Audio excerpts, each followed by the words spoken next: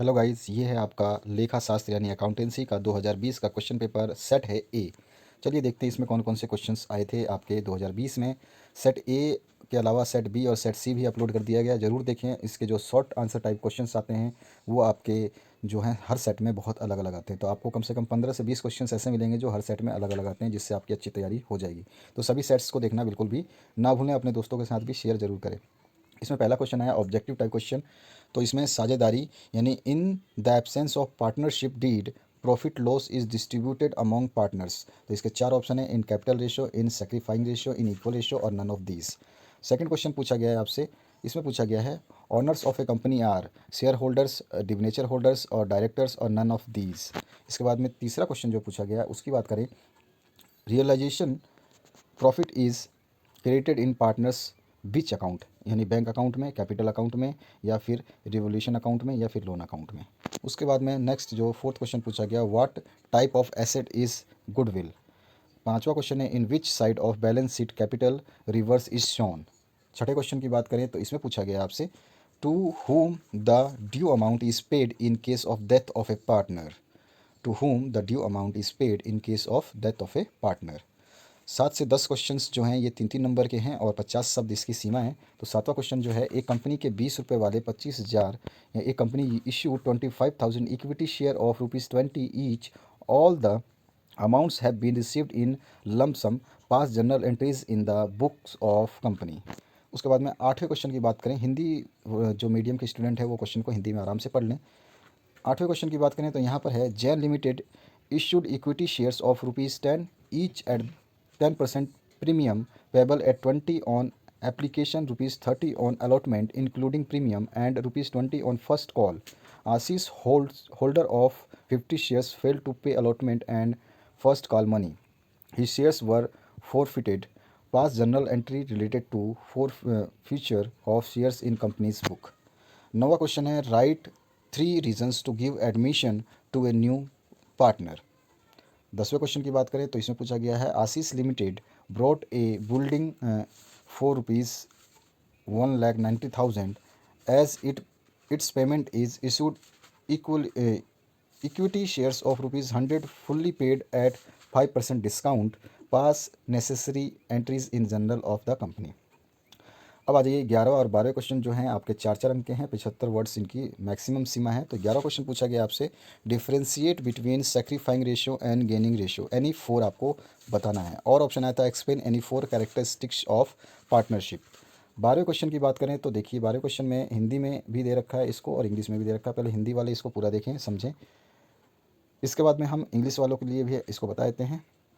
इसको देखना बहुत ज़रूरी है, तो ही आपको समझ में आएगा। यहाँ पे लिएबिलिटीज़ दे रखी है, अमाउंट दे रखा है, एसेट दे रखा है, फिर अमाउंट दे रखा है। क्रेडिटर आपका लिएबिलिटीज़ में कैपिटल है, ए और बी और सी भी हैं। अमाउंट में ₹3,000 एंड ₹5,250 है, टोटल सम है 8,250। एसेट में मशीनरी, फर्नीचर, स्टॉक और डिबेटर्स और कैश सब मिला करके 8,250। दोनों सेम हो गए, यानी कि आपका जो ये टेबल है सही है। तो इसमें क्या पूछा गया, देखिए, A B C are partners, their balance sheet as on 31 March 2080 was as under, ये था। अब यहाँ पे देखिए, on the 1 April 2080 they admitted D for equal share on the following conditions, he will bring ₹1500 for goodwill and ₹1800 for capital in cash। Second, machinery and furniture were valued ₹950 and ₹380 respectively, और third, value of stock be increased by ₹450। Prepare profit and loss adjustment account। और option भी आया था इसका, और option को अगर हम बात करें, राम और श्याम एक फर्म में साझेदार हैं। 1 जनवरी 2018 को उनकी पूंजी क्रमशः 25,000 और 20,000 रुपये थी। उन्हें पूंजी पर 8% प्रति वर्ष की दर से ब्याज दिया जाता है और उनके आहरणों पर 12% ब्याज लगाया जाता है। राम ने 1 जुलाई 2018 को 10,000 रुपये फर्म को ऋण के रूप में दिए। श्याम 5,000 रुपये वार्षिक वेतन का अधिकारी है। उनके आहरणों पर ब्याज क्रमशः 600 रुपये और 500 रुपये लगाया गया। 31 दिसंबर 2018 को समाप्त वर्ष का लाभ उपयुक्त समायोजन के पूर्व 25,000 रुपये था। वर्ष 2018 का लाभ हानि नियोजन खाता बनाइए। इसका इंग्लिश वर्जन भी यहाँ पे दिया हुआ है। Ram and Shyam are partners in a firm whose capital on the 1 January 2018 were ₹25,000 and ₹20,000 respectively। They are allowed interest on capital at the rate 8% per annum and interest of drawing in charge at the rate of 12% per annum. Ram gave rupees 10,000 to the firm as a loan on 1st July 2080. Shyam is entitled to get an annual salary of rupees 5,000. Interests charged on their drawing were rupees 600 and 500 respectively. The profit for the year ended 31st December 2018 before making above adjustment was 25,000 rupees. Prepare profit and loss appropriation account for the year 2018. अब आ जाइए 13वें से 15वें question में, जो 6 अंक के हैं, तो इनको आपको सॉल्व करना है। देखिए 13वां क्वेश्चन जो है हिंदी और इंग्लिश वर्जन दोनों आपके सामने है। मैं इंग्लिश वर्जन पढ़ देता हूँ। L M and N are equal partners in a firm. M died on 31st December 2014. On this date, amount payable to him was rupees 20,000. It was decided that this amount will be paid by an annuity of rupees 5,000 to be paid each year. The first payment was made on 1st January 2050 and other payments were also made on 1st January every year. On 2nd January 2070, his legal respective representative died. Interest was allotted at the rate 6% per annum on balance amount. Prepare annuity suspense account. Next जो है, अब आ जाइए और option की बात करें तो और ऑप्शन में देखिए क्या लिखा हुआ है आपका। और ऑप्शन में एक्स वाई एंड जेड एक फर्म में साझेदार हैं और लाभ हानि का विभाजन इनका 3:2:1 के रेशो में हुआ है। 1 जनवरी 2014 को एक अवकाश ग्रहण करता है और उसी तिथि पर उसे 20,000 रुपये दे थी। यह निर्णय लिया गया कि यह राशि 3,000 रुपये की वार्षिकी द्वारा भुगतान की जाएगी। प्रथम भुगतान 1 जनवरी 2015 को दिया गया और प्रतिवर्ष अन्य भुगतान भी 1 जनवरी को दिया गया। 2 जनवरी 2018 को एक्स की मृत्यु हो जाती है। प्रतिवर्ष वार्षिक शेष पर 6% ब्याज की दर से ब्याज की गणना की जाती है। वार्षिक उन्नयन खाता बनाइए। तो वही चीज़ है सेम, इसमें एक्स वाई जेड पार्टनर्स हैं आपके 3:2:1 में। On January 1st 2014 x retires from the firm. On this day, shares of amount payable to him is rupees 20,000. It was decided that this amount will be paid by annuity of rupees 3,000 to be paid each year. The first payment was made on 1st January 2015 and other payments were also made on 1st January every year. On 2nd January 2018, X died. Interest was allotted at the rate 6% per annum on balance amount. Prepare annuity suspense account. 14वें question की बात करें तो इसमें आपका जो है ये हिंदी वर्जन और इंग्लिश वर्जन दोनों के लिए, तो इंग्लिश वर्जन में पढ़ रहा हूँ। X and Y are partners in a firm. Pass journal entries when the firm is dissolved on the following conditions. First है आपका amount realise from an unsecured asset ₹800। Second है आपका ₹3,000 were paid in cash to creditor और third is stock transfer to realisation account was sold for ₹2,000 and fourth है आपका 10,000 वर realise from investment. उसके बाद में फिफ्थ पूछा गया आपसे डिसोल्यूशन एक्सपेंसेस पेड ₹800 और नेक्स्ट है आपका profit of realization 6,000 is shared by X and Y in the ratio of 3:1।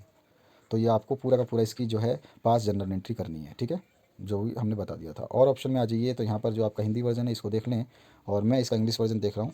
Pass journal entries on the dissolution of a firm from the given information. तो Hindi version में आपका सारा information है, मैं English version पढ़ रहा हूँ। पहला है ₹1,500 realised from a uncensored unrecorded assets. Second, है paid dissolution expenses ₹1,000. Debtors transferred to realization account realized ₹48,000. उसके बाद में आ जाइए नेक्स्ट क्या पूछा गया है। Stock ₹7,100 transfer to realisation account was taken over by a partner B for ₹5,000.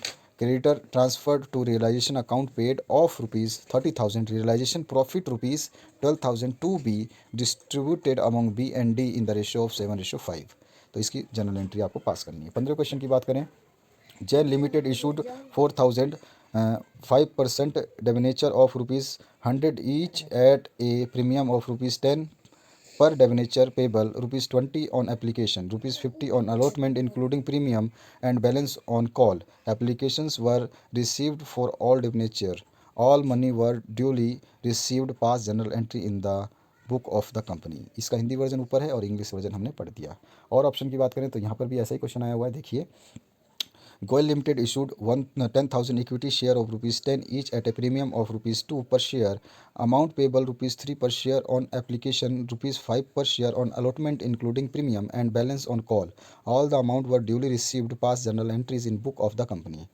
Hindi version ऊपर है इसका। और 16 क्वेश्चन की बात करें और 17 क्वेश्चन की, तो ये 8-8 नंबर के क्वेश्चन है और इनको आपको पूरा का पूरा क्लियरली सॉल्व करना है। तो इसका हिंदी वर्जन ये है, इसका इंग्लिश वर्जन नीचे मैं पढ़ रहा हूँ। A limited company issues 10,000 shares of ₹10 each payable at premium of ₹4 per share, amount payable as on application ₹4 per share including premium ₹1। अब इसकी बात करें आगे, ऑन अलॉटमेंट ₹3 पर share including premium ₹1, on first call ₹4 per share including premium ₹1, और उसके बाद में ऑन फाइनल कॉल ₹3 पर share including premium ₹1। All amounts were duly received pass necessary general entries in the book of the company. और option की बात करें तो अब आ जाइए, समता limited issued 10,000 8% debenture of ₹10 each, amount payable ₹10 on application, ₹20 on allotment, ₹40 on first call and ₹30 per debenture on first call. All amounts were duly received past journal entries in the book of the company. 17वें question की बात करें तो यहाँ पर देखिए, यहाँ पे आपको ये टेबल दिख रही है, इसको आपको पहले सबसे पहले समझना है, और समझने के बाद जो ये देखिए नीचे की तरफ यहाँ पे आपको चिट्ठा जो दिया गया है इसको देख लें। ये टेबल के हिसाब से ये चिट्ठा है आपको। संपत्तियों में निम्न वसूली है, लेन देन 900 रुपये का प्लांट जो है आपका 18,000 रुपये, भवन 7,200, लेनदारों को कुल भुगतान दिया गया। तो वसूली खाता है साझेदारों का पूंजी खाता बनाना है आपको। इसका इंग्लिश वर्जन भी यहाँ पर दिया हुआ है, जो पूरा क्वेश्चन है उसका। X and Y are partners in a firm sharing profit and loss of the ratio of 3:1. They decided to dissolve the firm on 31st 2017. Their balance sheet as follows, यहाँ पे दे रखा है, follow the following were realized from the assets, debtors 900, plant ₹18,000, building 7,200, creditor were paid 2,600 in full settlement, dissolution expression paid ₹500, prepare realization amount account and partners capital account। और option की बात करें तो यहाँ से फिर आपको ऐसा ही एक टेबल दिया गया है, और इस टेबल के हिसाब से जो आपको सारी चीज़ें हैं यहाँ पे नीचे दी गई हैं।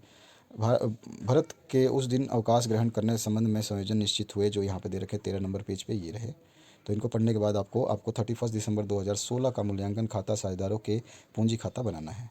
यहाँ पर आपको लक्ष्मण वाला ये वही क्वेश्चन है, इसको पूरा पढ़ना है और इसके जो है आपको बना देना है।